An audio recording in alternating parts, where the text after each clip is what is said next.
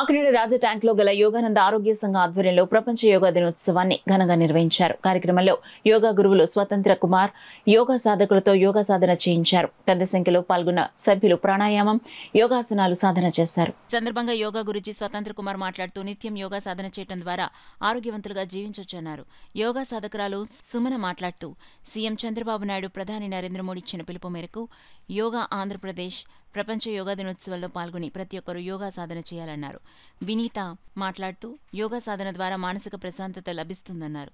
వీరన్న మాట్లాడుతూ యోగా సాధన ద్వారా ప్రాణశక్తి పెరుగుతుందన్నారు. ఈ కార్యక్రమంలో యోగా సభ్యులు పాల్గొన్నారు. ఈరోజు యోగా దినోత్సవం సందర్భంగా మన అందరము ఇక్కడ యోగా చేయడానికి కారణం అందరూ ఆరోగ్యంగా ఉండాలి. ఈ యోగా వల్ల శ్వాస మీద ధ్యానం పెట్టి కాన్సంట్రేషన్ పెరగడానికి, అదే కాకుండా మన జీవితం, మన ప్రపంచం మన లోపలే ఉందని తెలుసుకోవాలి. అందరితోనూ అబండెన్స్ ఎలాగుండాలి ఏంటి, యోగా వల్ల మనం ఎంతో నేర్చుకోవచ్చు.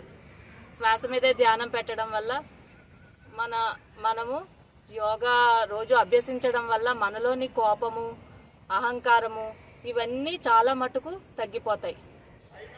మెయిన్ శ్వాసే మనకి జీవనాధారం అని తెలుస్తుంది. రోజు అనుకుంటాం యోగా ఆరోగ్యం కోసం మంచిది, అయితే మార్నింగ్ లేచి యోగాకి వెళ్ళాలి. కానీ మార్నింగ్ లేచి మనసు చెప్తుంది యోగా హెల్త్ కోసం మంచిది, వెళ్ళాలి.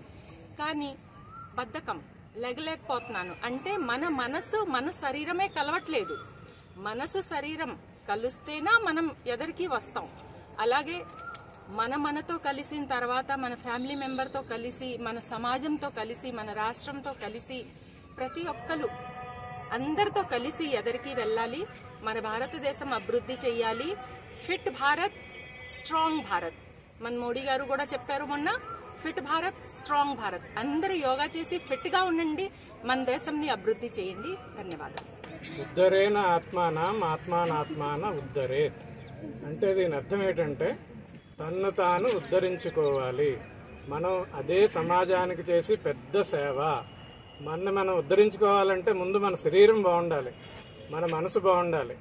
ఈ రెండింటికి మనం చూసుకోవటమే ఈ యోగా ద్వారా మనం దాన్ని సాధించవచ్చు.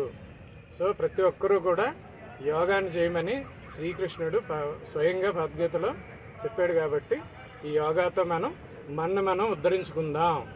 అదే మనం నిజమైన ఈ సమాజానికి చేసే నిజమైన సేవ. लाभान्वित होने के लिए हमें योग करना चाहिए। प्रत्येक व्यक्ति को जो जहाँ भी अपने घर पे, अपने छत पे, अपने रूम में, अपने हॉल में या कहीं पार्क में जैसी सुविधा हो, जहाँ हो, हर व्यक्ति को योग करना चाहिए।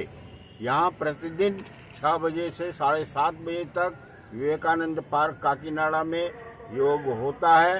यहाँ पर आप पधारें, निःशुल्क पधारें।